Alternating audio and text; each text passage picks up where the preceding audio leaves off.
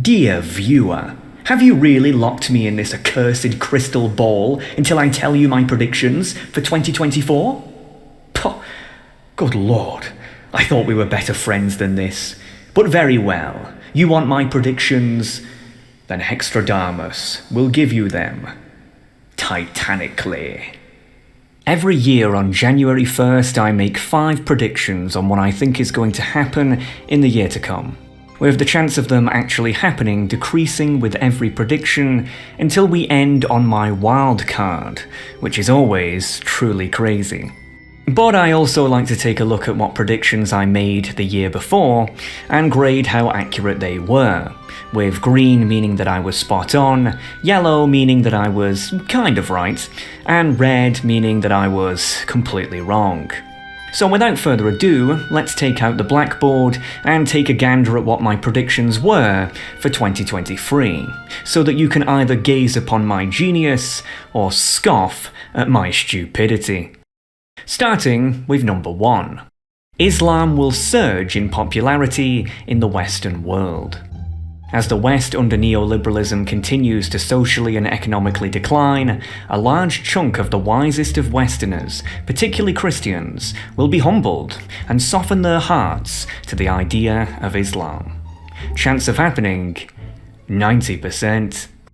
Yeah, I'm going to give myself a yellow for that one, and there's a very simple reason why. Technically, I think I was correct that Islam has definitely increased in popularity in the Western world in 2023. However, I was also wrong about what side of the political aisle that Islam would increase in popularity with. You see, Islam in the West is in quite an unusual position because, let's say, just this is Islam. The West is currently going through a culture war, as we all know, between the left and the right. And Islam kind of corresponds with both of these factions, but at the same time opposes them in different ways. So, for example, Islam resonates very strongly with the West in its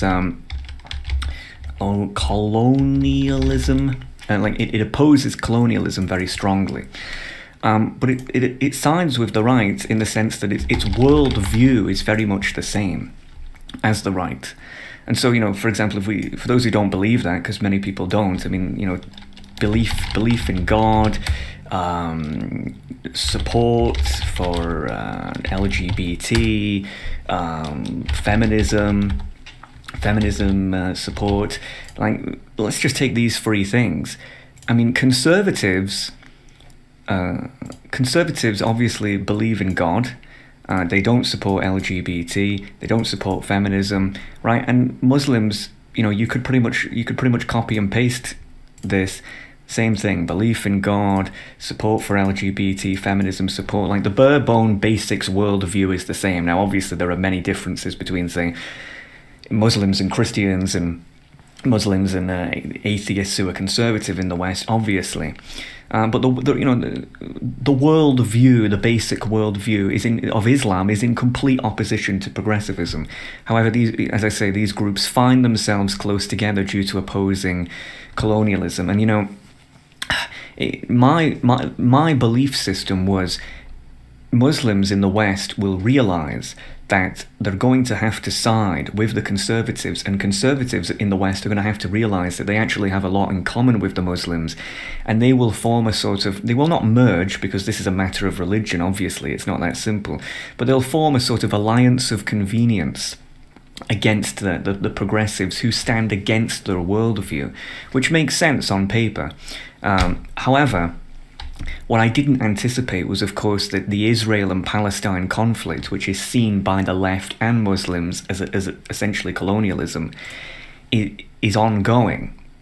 And not only is it ongoing, but it's heated up. And, because this doesn't affect me personally on a day-to-day basis, this is a blind spot for me.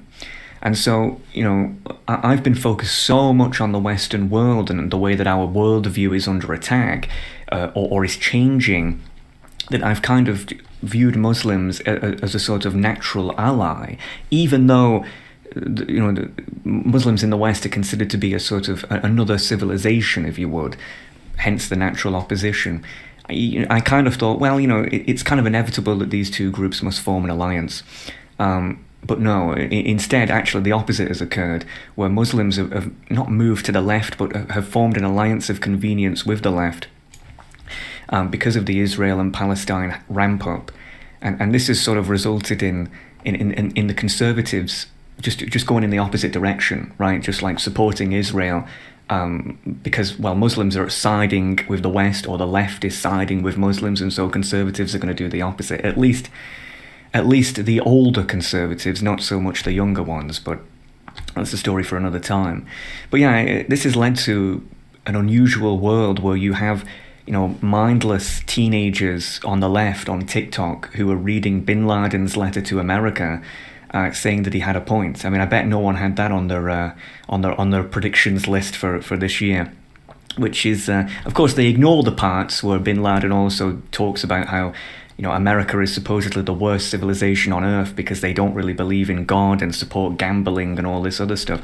They ignore that part, but they laser focus on the colonial part. So I do think overall, however, that while emotions are currently high due to the ramp up of this conflict, if Muslims in the West keep forming an alliance with the left, and this becomes permanent, what they may not realize is that Islam in the West will essentially transform in the same way Christianity did, which means that Islam will essentially cease to be Islam, and that the only and that would be terrible for Muslims, obviously, if you believe in the faith, but it would also be terrible for Islam at large worldwide, because Muslims are making a grave mistake if they think that the left cares about Islam, cares about Muslims. They don't. They care about...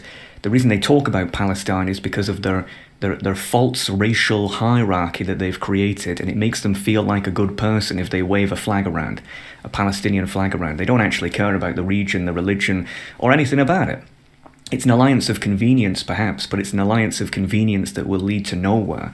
Whereas this alliance of convenience here would actually lead to an unstoppable force that would radically change the West for the better and the world for the better. I know this is really... I can't summarize this up like now, but yeah, it's going to be interesting to watch how this... how Islam in the West unfolds. Will it stay on its own? Will it carry on an alliance of convenience with the left, or will it form an alliance of convenience with the right? Who knows? But it's going to be interesting to see either way.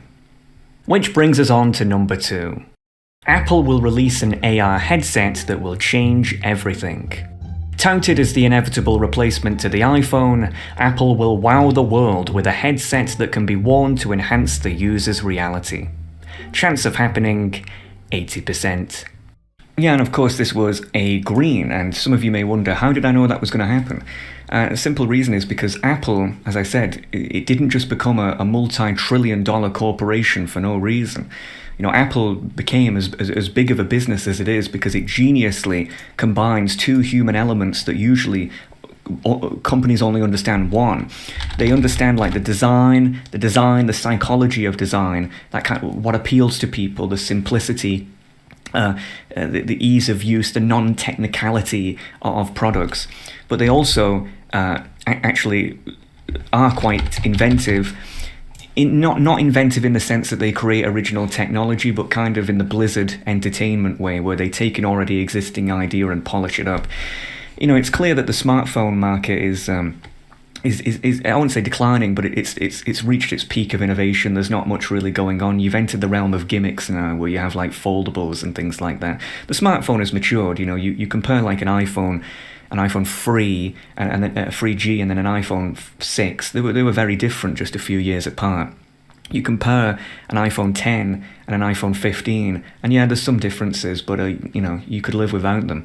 It's plateaued. It's slowing down, and so I knew Apple, if it wants to keep its shareholders happy, is going to have to find a new product to create an ecosystem around, because that's what Apple does. They use their design and inventiveness to create an ecosystem of products and keep people within them, and they overlap with their other products, and so they need a new product. They need a new something new to drag people in, a sort of new iPhone. And, yeah, to me, it's been quite obvious what that's going to be, and that's going to be a wearable piece of technology, a headset of sorts. And I don't mean these clunky things that we have today, but a real, like something where you really feel like you're augmented or you're in a virtual reality. Like and of course the Vision Pro that they've announced, or whatever the hell it's called, I can't even remember the name, to be honest. It's very expensive, very pricey, as predicted, and not many people will get it. But it'll be like the bedrock that they will build subsequent versions upon, and then by the time you get to about Generation 4, it'll be much more affordable, and kind of like smartphones were. I strongly believe in a concept that I call... So you have Internet 1.0... and Internet 2.0. I strongly believe in a concept called Internet 2.0. Internet 1.0 is what you're using right now. Like you're looking at the world through screens, right? Like whether you're using a phone, a tablet, a desktop, laptop, whatever. You're watching this or listening to this through a flat display, I assume. Whereas in the future, you're gonna interact with the internet spatially. So you'll be wearing a headset, and you'll be able to, rather than watching me on a flat screen, you may be able to put on the headset, and if I had the right camera technology or with artificial intelligence, you might be able to simulate being in the same room as me. God forbid, right? But you, for example, when you buy something from Amazon or some online store, rather than looking at a flat page or whatever, you'll be able to actually visit an Amazon store virtually and try out the product and look around with it. And Apple already does this already with where you can go on their website, augment a product of theirs via your smartphone or tablet in your physical dimension. And many people find this dystopian. They say like, oh no, this is going to be terrible. Like this is, personally, I think there's nothing more dystopian than Internet 1.0. Internet 2.0 is an upgrade. Internet 1.0 it's like people are alone in a dark room looking at a screen all day. There's nothing more dystopian than that. It does your back in, your arms start hurting, your fingers start hurting. That's awful. And you have no physical contact, or at least a simulation of physical contact with people. That's the most dystopian thing imaginable. You consume media through text, right? People communicate mostly through text. That's dystopian. Internet 2.0 will be merging the bridge between the virtual and reality. That's not dystopian, that's a good thing. Well, or at least, even if it's not a good thing, it's certainly an improvement to now. Right, so imagine rather than, in Discord, there's this feature called theatre mode or something like that, where you can watch videos together. Well, imagine that, but you'll actually be in a theatre, and you'll have a screen, and you can actually see your friends next to you. And they can be in all parts of the world. You could know someone in America, Europe, Australia. They could be all next to each other. That's cool. That's not dystopian. I'm kind of tired of people saying that just because some technology is new, it's dystopian. No, you're just getting old. Boomers said the same things about the internet, like, oh, it was a fad. Well, come back to me 20 years from now and we'll see how much Internet 2.0 is a fad. It won't be. It's inevitable. Which brings us on to number 3. My channel will significantly stagnate or even outright die as I become increasingly unpopular. Uncomfortable truths about conservatism, gaming, Christianity, and other topics will render huge rage upon me for speaking the facts. Chance of happening, 70%. I'm going to give myself a green on that one as well, and I'll explain, why I made this prediction in the first place, because it is quite a weird one to predict your own sort of, I don't know, not demise. I think that's a bit dramatic, but a hurdle. So, at the start of the year, after doing sociological productions on YouTube for a year, I had a little bit of a hypothesis, and the hypothesis was that when people watch people on YouTube, they put them in a little box, right? And everyone does this. You do this, I do this, everyone does this. So they put the YouTuber that they watch in a little box, and they give the YouTubers a label, whatever that label may be, whether it be conservative or liberal or, I don't know, fool, or just something, like they give them a label. And this justifies the reason why they watch them. So a conservative will label someone who on YouTube a conservative, or label them a liberal, or label them a fool, and that's the reason they watch them, right? Now, however, the problem is that people most people on YouTube, I would say, are quite one-dimensional, because the key to doing well on YouTube is obviously reliability. Like, you know, you find an audience, and you keep giving that audience what they want, and that's like the key to success, and not just on YouTube but on business. However, I've always thought to myself, that's kind of lame, to be honest with you, and I think when you're doing sociological productions, you can't be put in a box, because there's this phenomenon that happens to people called audience capture. And audience capture is essentially like, you want to make things, you want to talk about things, but you can't because your audience has already labelled you something. And if you leave that label, so if people think you're conservative and then you come out with a liberal point of view, people aren't going to like that. People really don't like that. That's people feel betrayed, like you've lied to them.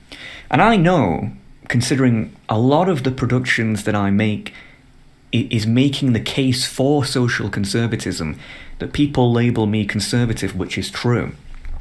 However, the reality is that if you make sociological things, you can't be idealistic. You've got to be somewhat pragmatic, in the sense that not everything has a conservative solution, actually, and that the reason why roughly 50% of the population find themselves being liberal or progressive or whatever is that there's some things in these ideologies that are actually right. Right, and that if your main goal is to solve the sociological problems we face today, you can't just be conservative 100% of the time. You have to make some liberal points of view. You have to break outside of the box. You have to prevent audience capture. I think that the sign of a bad YouTube video is when someone clicks on a video and it's exactly what they expected. You know, why is it that conservatives watch conservatives? Why is it that liberals watch liberals? It's because people don't want to hear new perspectives. They want to hear back things they already think in a nicer voice than them. And so I think really success is when people click on a video and they leave and it wasn't what they expected, or it was kind of like, oh, I never thought of it that way. That's true like sociological understanding. It's like you're literally thinking outside the box. You're not thinking in the box.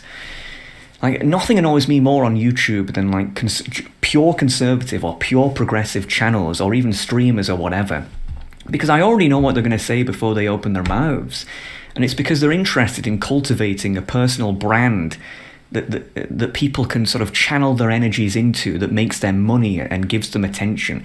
And I just think that's a bunch of bollocks, quite frankly. I mean, obviously, if you make things, you want people to watch them, but I would rather have a smaller audience who can comprehend, not being in a box, and can sort of break through the ideological airwaves, if you would, rather than a bunch of morons who just want to be told the same thing time and time again, right? Does that make sense?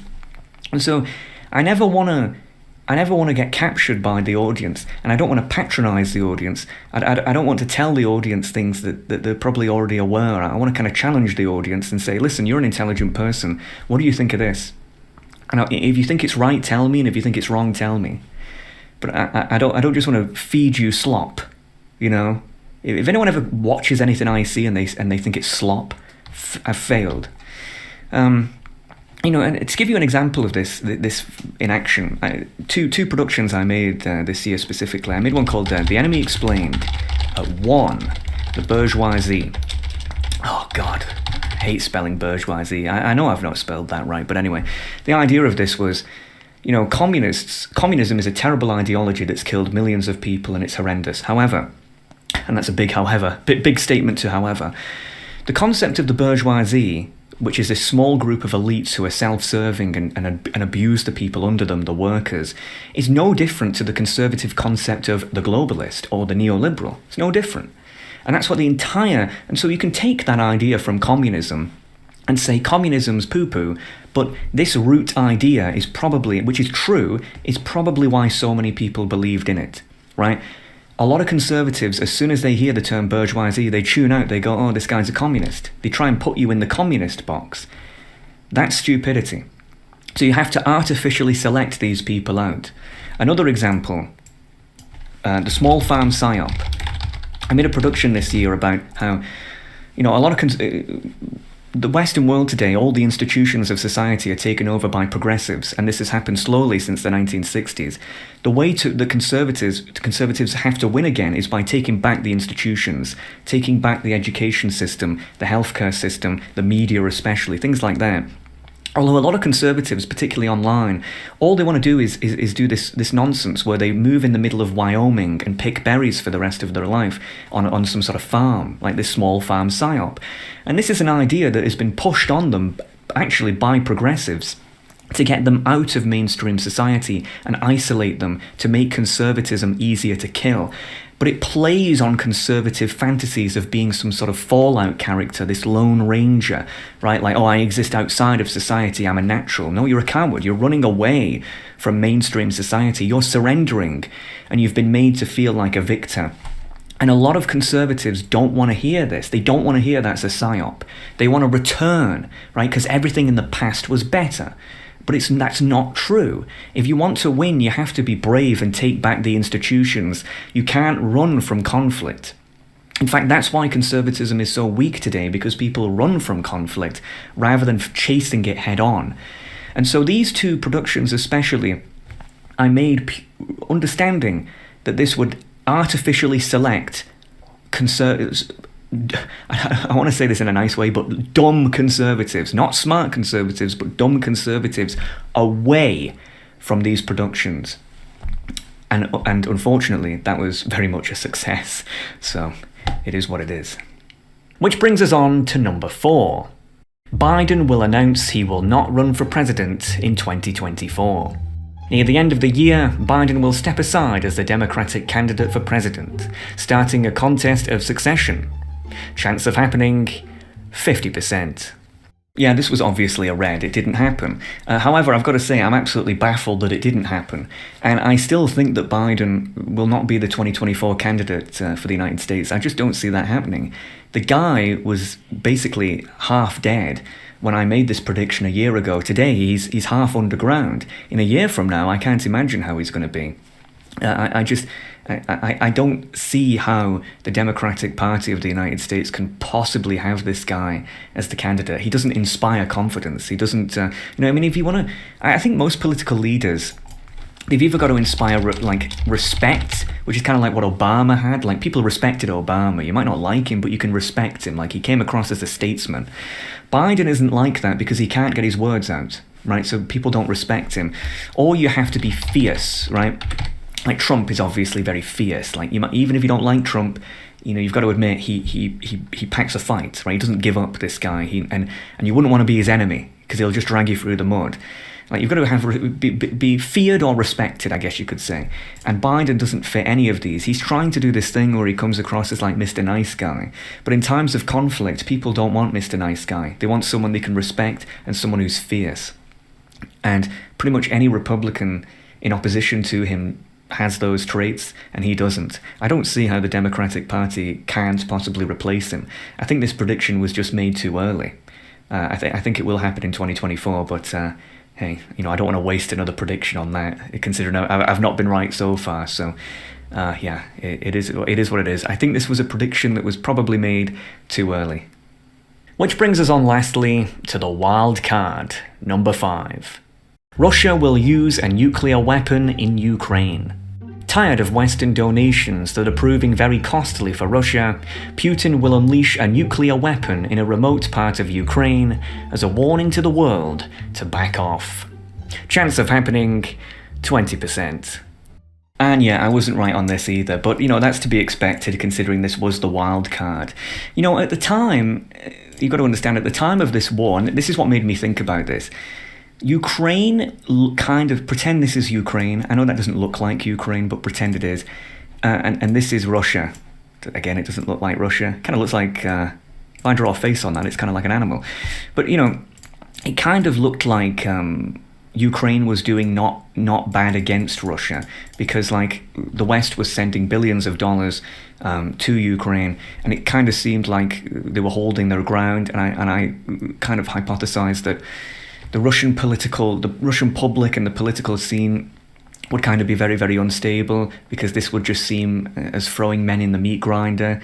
And eventually people would go, well, is this war worth it? Because we're not winning. However, what's actually ended up happening is that it's kind of been a stalemate for a year, and the Western world is getting much more angsty, and a lot of countries, specifically the United States, less so the European Union, and more so Western Europe. Eastern Europe overwhelmingly supports Ukraine, but Western Europe kind of thinks, well, we have our own problems, so we don't want to spend money on foreign aid for Ukraine. And so, Russia's kind of hanging in there. But my logic was that if it seemed like Russia was going to lose, they would nuke some forest in Ukraine, and then the West would poop its pants. Again, it's not happened. I'm glad that's not happened. I'm glad we're not living in Fallout 5. But, it probably wasn't going to happen anyway. But it was just like a slight possibility that fortunately did not happen. So overall for 2023, I had 1 yellow, 2 greens, and 2 reds, which, believe it or not, mathematically adds up for an exact 50% accuracy rate. Which, isn't good, but also isn't bad either, so hey, I'll take it. But enough about my predictions. What about your predictions? At the start of 2023, I asked you all how you believed the year would be, and from that, 25% of you said it would be amazing, another 25% said it would be decent, 26% of you said it would be meh, and 24% of you said it would be awful. Which was, overall, needless to say, quite the balanced poll. But now that the year is actually over, I asked you all, how has the year 2023 been to you?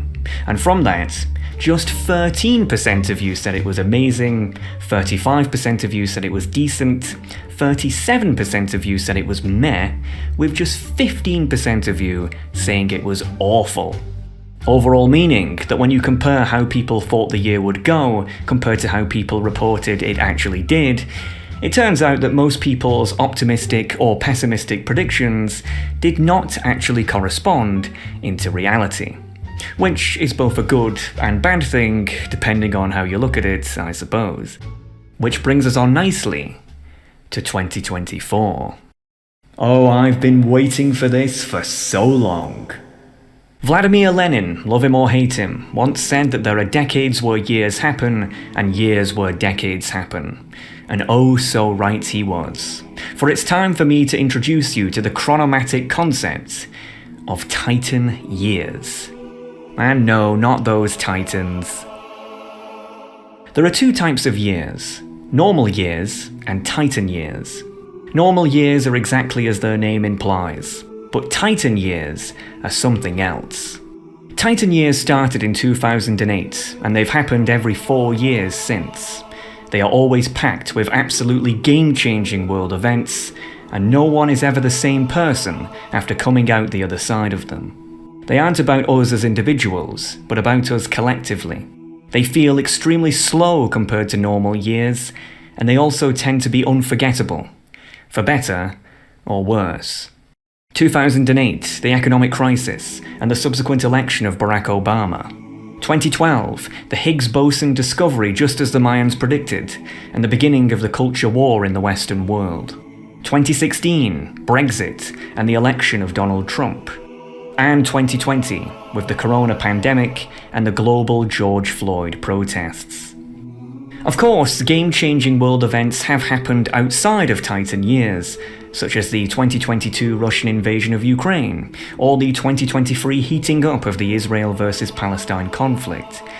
But these years aren't anything compared to Titan years, as they lack their other unusual properties. Normal years are but blurs in both the history books and memories, but Titan years always stand out.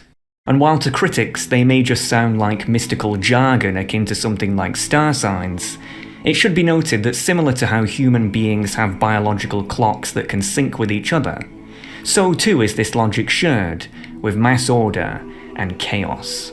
And it just so happens that the next Titan year we face is in 2024.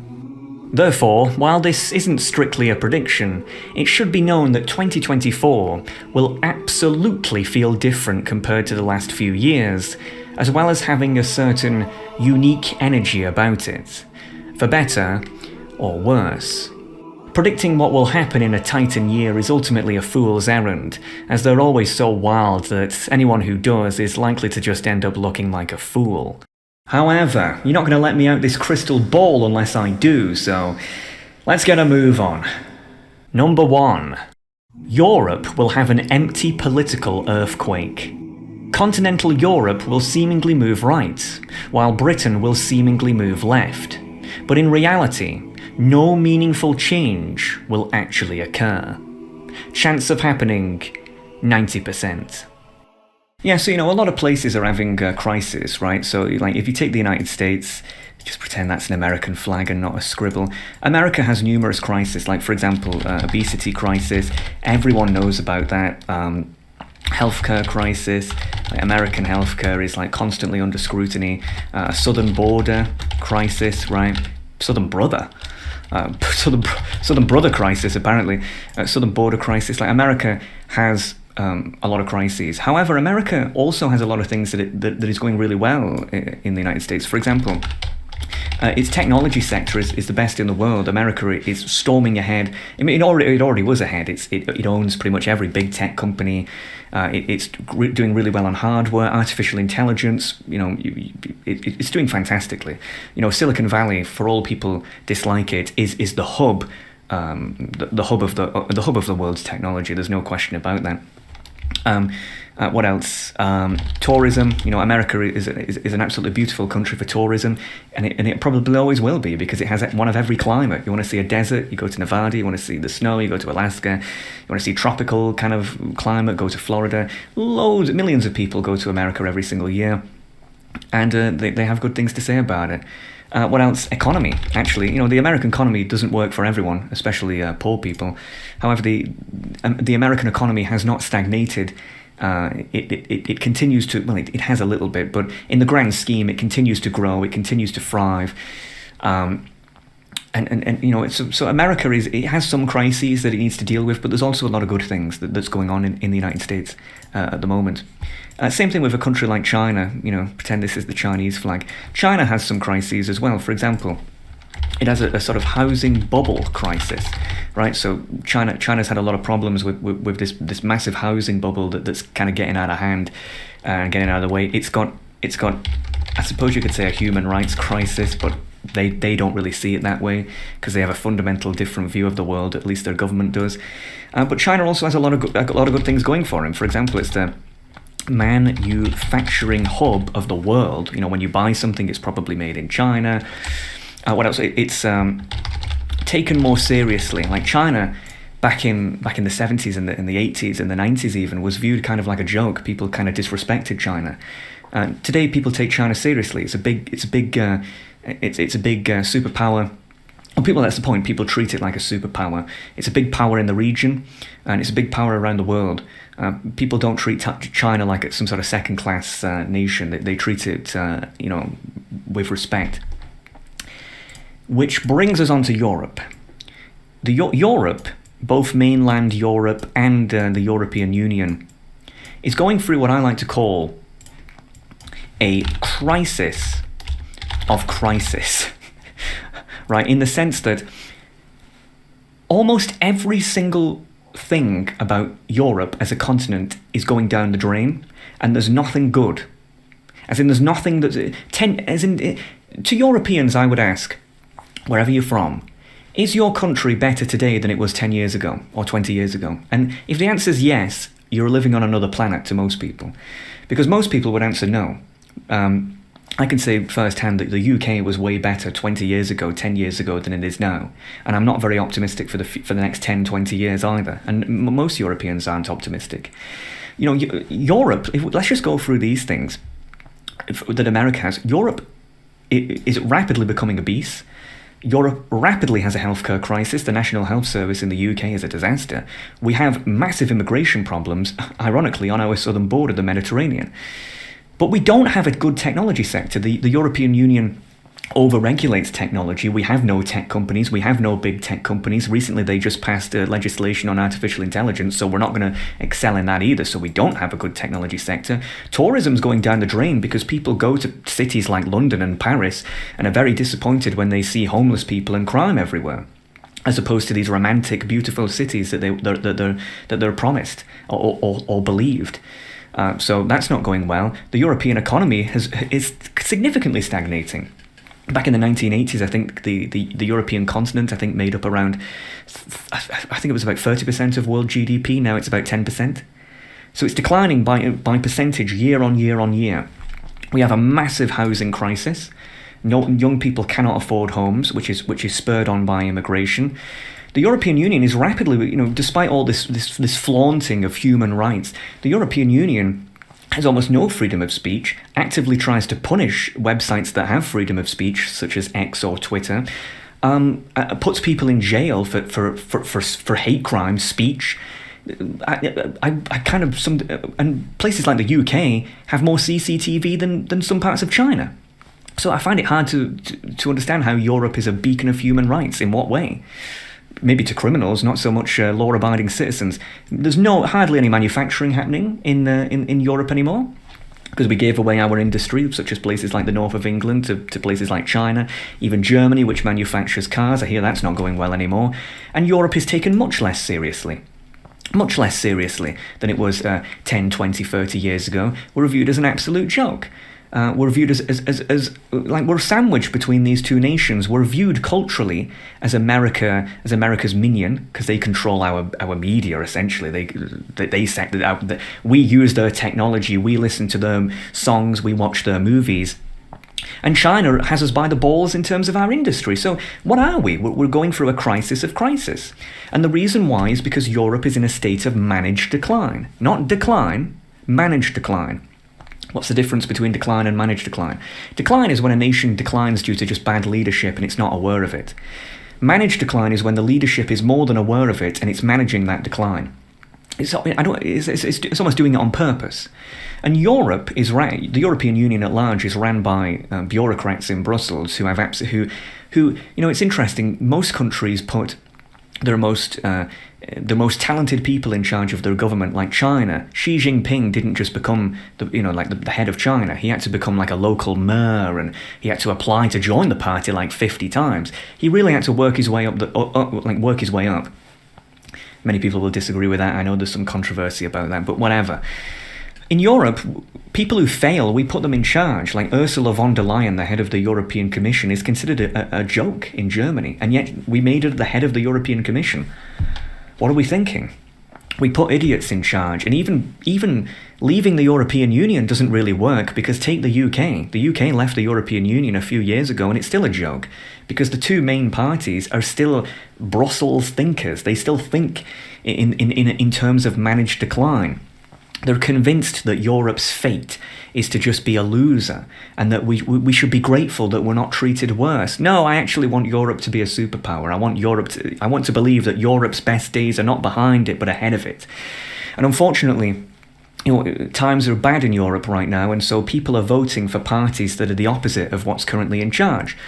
So if you're in a country like the UK, for example, which has been ruled by the right, Conservatives, the Labour Party will sweep the next election, and the left will be in charge. Whereas if you're in a place like Poland, where the right, same thing actually. If you're in a place like Germany, where the left is currently in charge, the right will win. Same in France, where basically Europeans, if things aren't going well, which they're not, will vote for the opposite side in each country. The problem is that both sides in Europe are essentially compromised. How do you know the right wing's compromised? Because all they do is moan about Islam. And Islam is not the root cause of all the problems that we face in Europe. On the contrary, Islam, contrary to popular belief, is actually a good ally for European conservatism. I know you'll think I'm crazy because people conflate Islam with mass migration, but that's not true. Not necessarily, anyway. How do you know the left's compromised? Because all they talk about is wokeness, woke talking points. They don't really do anything about the economy or bringing industry back or lowering immigration, which used to be a left-wing policy. Basically, what I'm trying to say is that the European left and right are both compromised. My advice to young Europeans is very simple. In fact, I'll even spell it out for you in no uncertain terms so you don't forget. My advice for young Europeans is, boomers will not save you. Zoomers will save you. That is my advice to Europeans. Boomers and Generation X entered Europe in this state of managed decline. They put us in this mess. Why do you expect them to have, whether they're left wing or right wing, why do you expect them to save you? It will not be them. It will be the Zoomer generation, the people who are currently in their 20s, who 10, 20, 30 years from now will enter the mainstream of European politics and implement appropriate fixes to the problems we face today, because boomers do not understand the problems that Europe has today, because they haven't had to deal with them. They haven't had to deal with the housing crisis, a poor economy, a terrible education system, etc., etc. They haven't had to deal with that. You cannot rely on boomers, whether left-wing or right-wing, to save you. You know, Europe will basically, the bottom line is Europe will seemingly change a lot politically in 2024, but in reality it will not change at all, because both the left and right are captured. This isn't some sort of demotivating message. If anything, it's a motivating message. It's that if you're someone who is young in Europe, the future lies with you and your age group. It will be our generations that will implement the fixes required to fix Europe. It will not be the people who put us in this state of managed decline in the first place. And that's my prediction. Which brings us on to number 2. A world leader will be assassinated by a citizen of their own nation. Similar to the death of American President John F. Kennedy or Japanese Prime Minister Shinzo Abe, an assassination will occur on another world leader that will spawn a myriad of conspiracies for decades to come. Chance of happening, 60%. Yeah, so not many people know this, but actually 2024, in terms of like the entire, like the globe, is going to be the year where the most amount of people in human history will vote, period. And the reason for that is because there's a lot of big elections in 2024 that happen to coincide. For example, you have the USA, you've got the UK, you've got India, and I think you've got EU-wide elections, but yeah. And so there's over 1 billion people who is going to vote in the world in 2024. Obviously, this is times of great political strife, and in times of great political strife, political violence increases, and the frustration that people receive when they lose elections is paramount. I mean, look at the last American election, let's say. And so, to me, it seems like a sort of political assassination of sorts. It would be more shocking if it didn't happen, right? It would be more shocking if you have over 1 billion people voting on Earth in times of great social and economic conflict, religious conflict, ethnic conflict, like every conflict. It seems unlikely to me that some sort of world leader will not undergo a terrible fate. And I don't have any specific prediction as to who, whether it be an American, whether it be British, whether it be Indian, European. I have no idea. I just have this feeling that, as I said, if this doesn't happen, which would be a good thing, obviously, I'd be surprised. Right? I'd be more surprised if this didn't happen than if it did. Statistically, I don't know what you. Maybe you agree, maybe you disagree. I've got no other logic about that whatsoever, other than the state of the world and the amount of people voting, and a lot of contentious elections. So we'll see, I guess, but hopefully not. Which brings us on to number 3. A clear new era of internet culture will begin. Commonalities like Wojaks will start to go out of style due to reaching maximum popularity, and anyone using them will start to be mocked as a new era of internet culture begins, ushering in new memes, slang, and e-celebrities that highly stands out in comparison to the years before. Chance of happening, 50%. Yeah, so I have a little bit of an unusual concept about internet culture. This is the logo of the internet, the Internet Explorer logo. As far as I'm concerned, that will always be the logo of the internet. But I have a little bit of a theory about internet culture. Internet culture is obviously very interesting because it's global, and it's very detached from reality. You have a lot more unusual people on the internet who are very disconnected from the real world, and that means a lot more extreme views, extreme over-exaggerations that are not necessarily representative of reality, but can be a little bit.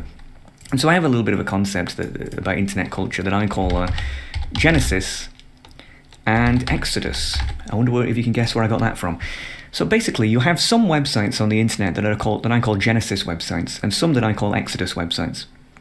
So what are Genesis websites? 4chan, YouTube, random body building forums, right? These places are Genesis. And then you have Exodus. These are places like Facebook, Reddit, Instagram. I'll add X/Twitter in Genesis as well, though that used to be Exodus.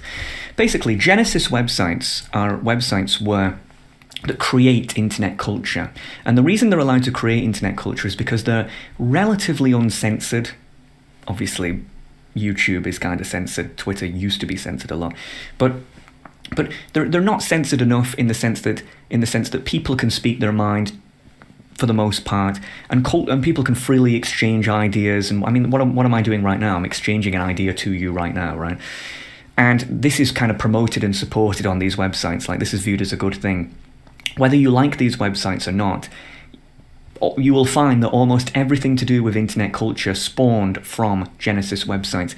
Wojaks, slang, memes, they almost always originate here. And then what ends up happening is that they end up moving slowly to Exodus websites, where it's almost like a second-hand piece of clothing. Like, these guys wore it first, and then it gets passed down to Facebook for the boomers, for Reddit for the soyjack millennials, and even that soyjack millennial, where did that originate from? And Instagram for people with no brain, right? And so Facebook, Reddit, and Instagram, they don't really make anything original for the most part. Like, when was it? Take Reddit. When was the last time anything original came out of Reddit? Like, the most notorious thing that came out of Reddit was like mocking hardcore atheists.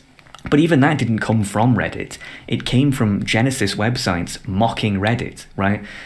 Like, these places don't create anything because they're too censored, and the user base who uses them is either too old, too stubborn, or foolish, to put it nicely. However, I think that right now, at the start of 2024, the Genesis websites and the Exodus websites are pretty much identical in culture. And that's how you know that something new is on the horizon, because these Genesis websites don't like being the same as Exodus websites. They don't like it. And so I think that the Genesis websites throughout 2024 are going to not declare, this sounds like an organized group, it isn't, but it's just people. Like, they're just going to notice, like, oh, why are Facebook boomers and Redditors using Wojaks and all like incelian slang and all this stuff? They're not going to like that.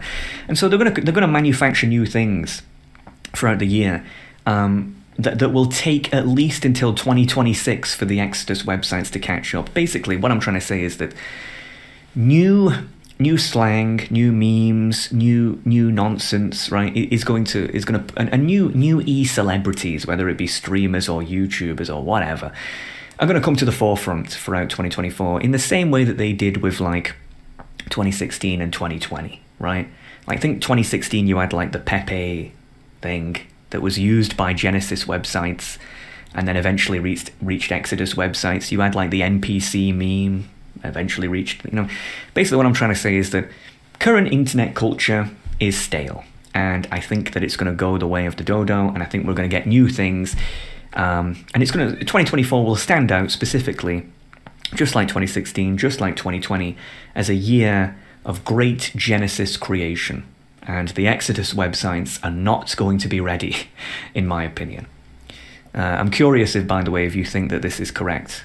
Like, do you think that the Genesis websites are real? From what I can see, these websites have a ridiculously disproportionate like creative abilities. Like, they have these have a lot of users, but this has a. By the way, I don't mean all of YouTube. By the way, I don't mean mainstream YouTube. I mean like niche YouTube, kind of like this. But anyway, I don't know if you agree with that. Curious if you do. But yeah, that's what I think. Which brings us on to number 4. Google will dethrone OpenAI as the frontrunner in the artificial intelligence race. OpenAI's ChatGPT and DALL-E will fall behind to an updated version of Google's multimodal model, Gemini, that will even start to be used in physical robotics. Chance of happening? 40%. Yeah, so when it comes to the artificial intelligence arms race, OpenAI, their logo kind of looks like a maelstrom from WoW. Like that, pretend that's OpenAI's logo. OpenAI is pretty much the king. Right? Whenever people think about AI, they think of OpenAI. Obviously, for the very simple reason, it made ChatGPT, it made DALL-E. I like DALL-E more than ChatGPT, I think, but some people don't. All right, so these guys are like the king of AI. However, I think in 2024, the king is going to lose their crown to Google with Google Gemini. Pretend that's Google Gemini's logo. So no more crown for OpenAI. I think Google will be the new king. And you might say, why is that? Very simple. And I could be wrong about this, but in my opinion, OpenAI has some problems. Its first problem is it's very start-uppy, if that makes sense. So obviously OpenAI had some controversy back in November with their CEO, with their CEO being ousted from the company and then brought back almost instantly later, and then the company just tries to pretend that didn't happen. That's a very start-uppy thing to do. That wouldn't happen in Google. Google is a very established company, very stable company. Yes, they might have some flops like Google Stadia, but artificial intelligence isn't a gimmick, and it's not going to flop. Artificial intelligence is here to stay. It's the next big technological breakthrough. Google is heavily investing in it. So, and I think that, so Google has that much more professional culture. Not only that, but Google has more compute power from what I've been able to read. They have a lot more hardware on hand. OpenAI is kind of struggling from what I can see, and though it has Microsoft as a backer, surely Microsoft must be kind of unimpressed with the way OpenAI is going lately. Not only that, but I find it to, and then maybe this links into the very start-uppy thing, but I find them to be very unprofessional. A lot of OpenAI employees have Twitter accounts where they kind of like tease the public, and there's a lot of leaks coming out of the company from numerous different sources, and there's a lot of rumors, many things unsubstantiated. It feels like a marketing tactic that's going to backfire if they can't deliver on these. Like there's rumors that they've achieved artificial general intelligence. I don't believe that, and I hope they have, but I don't believe that. I think it's all a bunch of hot air. I also very much like the Google Gemini. Google Gemini, like OpenAI's philosophy has been like modular. Like they've made ChatGPT and then DALL-E, and they've made them separately from what I've been able to gather, and then they're trying to merge them together. Gemini seems like a multimodal model, so it seems like it's been made for all reasons, like image generation, chat. It's like it's been made like that from the ground up. It's not like a bunch of mishmashes put together. Now look, I'm no AI expert, but I heavily follow artificial intelligence because it fascinates me. And I don't see a good future for OpenAI. I see a good future for Google Gemini. This could be one of those things where in a year's time I look back on this and go, wow, that was like the worst prediction ever. Like maybe OpenAI does come out with GPT-5 and it's like ridiculously mind-blowing, and maybe they've got some sort of video generation model or something. Who knows? But I just don't see it right now, and so, you know, I'm not one to buy into unsubstantiated rumors. I like to think, and I don't know. I have much more faith in Google than I do OpenAI. Am I a fool for that? Time will tell. But we'll see. We'll see. I know. I wouldn't mind if OpenAI stayed the king. You know, I kind of like the idea of a small company going against these giant established behemoths and winning and coming out on top. I wouldn't mind it. I just don't see it happening. We'll see. Which brings us on lastly to the wild card, number 5. Gavin Newsom will be elected the 47th president of the USA. Neither Trump, Biden, DeSantis, Sanders, or any other popular candidate today will become the next American president, as Gavin Newsom, the American psycho himself, will snatch the presidency from the shadows. Chance of happening? 10%. Yeah, so this is obviously my wild card. Gavin Newsom becoming president of the United States. This is something that pretty much no one expects, and I don't really expect it to happen. I think it's very unlikely, but I've put it in here anyway because it is possible. You know, I mentioned let's take a look at the political candidates, right, in America. Like Biden. As we spoke about earlier, Biden's old, really old. He doesn't know whether he's coming or going. He wouldn't make it, like, he's just done for, like, as a candidate, in my opinion. Kamala Harris, very unpopular. I don't see her being the president, and I think if she was the president, America would just kind of be a bit of a disaster. What else have we got? We got Sanders. Again, Sanders is also pretty old, and the Democratic Party have kind of, from what I've been able to gather, correct me if I'm wrong, have kind of rigged it twice against him, so he's not going to win. So, you know, third time's the charm. I find that very unlikely. What about on the Republican side? Trump. Yeah, I mean, it's possible Trump could be the president. It wouldn't surprise me. However, Trump is very unpopular, obviously with the progressives, and so if Trump won again, they would only be emboldened and radicalized for 4 more years. But you know, people are radicalized and angry against Biden and the Democrats, so it wouldn't surprise me.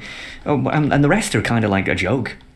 The only other one I like is Ramaswamy. I actually like Ramaswamy a lot. The rest just seem like sort of they've come out of 2004. You know, like I don't even think they're worth listing. I don't think Ramaswamy has a chance in 2024, but you know, I like him. And then you've got Newsom. And Newsom's kind of like, from what I can see, is a terrible governor.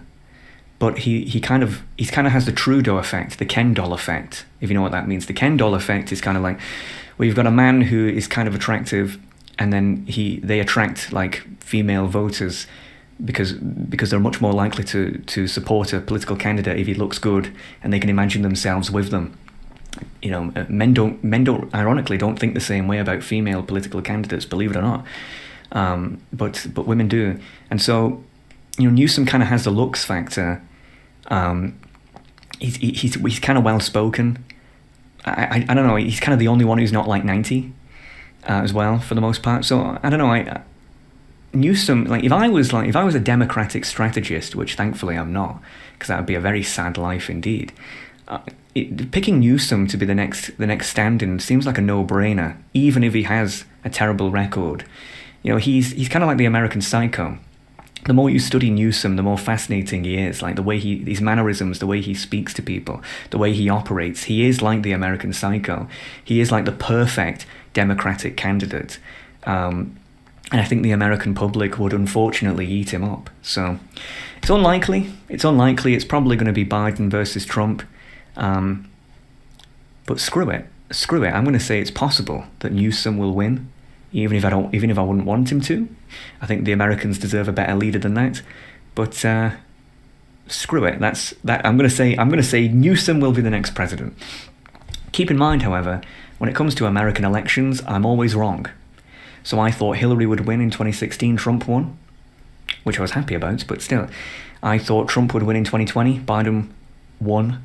So you know, I'm always wrong. So who knows? I say it'll be Newsom. It'll probably be Ramaswamy. But we'll see. Good luck, America, put it that way. So there you have it, my 2024 predictions, and we'll check back next year to see how no doubt 100% right I was about all of these. But in the meantime, I also once again asked you all how you think the year to come will be. And this time, 23% of you said it will be amazing, 26% said it will be decent, 30% said it will be meh, and 21% said it will be awful. Which is, once again, somewhat balanced. In the end, I suppose that only time will tell. For now, however, can you get me out this damn ball? It's cold in here, man.